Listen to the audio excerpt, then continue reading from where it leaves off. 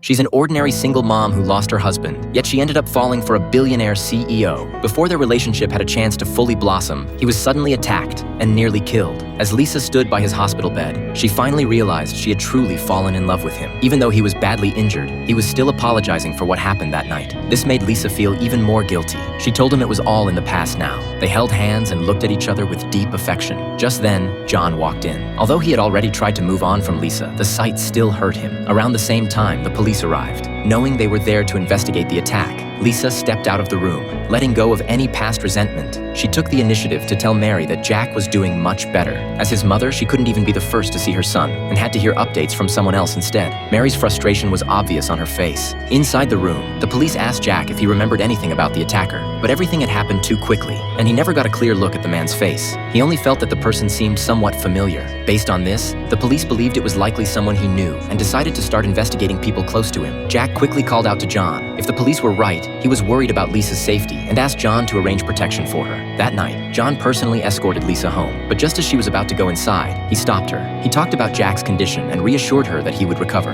Then, changing the subject, he asked Lisa how she truly felt about Jack now. After hearing her honest answer, a complicated expression appeared on John's face. But for now, catching the attacker was what mattered most. So he rushed to the police station that same night. Unexpectedly, he received a call from Arthur. Arthur claimed he had found the attacker's location and urged John to bring the police there immediately. At first, John was skeptical. Arthur quickly added that the attacker was planning to flee the country, and if they acted now, they could still catch him. Besides, with the police involved, there was nothing to fear. After thinking it over, John decided to trust him this once. Meanwhile, in an abandoned warehouse, the attacker was packing up his things. Suddenly, he received a phone call warning him that his location had been exposed. Not long after, John arrived at the warehouse with the police, only to find it completely empty. The only thing left behind was a note that read, "You've got the wrong person. I'm a victim too. Arthur is the real mastermind." Everyone was left confused. What were these two really up to? Early the next morning, John told Jack everything that had happened the night before. Jack knew the situation was far from simple. If the attacker dared to shoot him, he could just as easily target Lisa and his mother. For safety reasons, Jack decided to leave the hospital that very night and take Lisa and the others to a villa in the suburbs to lay low. That evening, Jack went to Lisa's house with his men, but just as they drove away,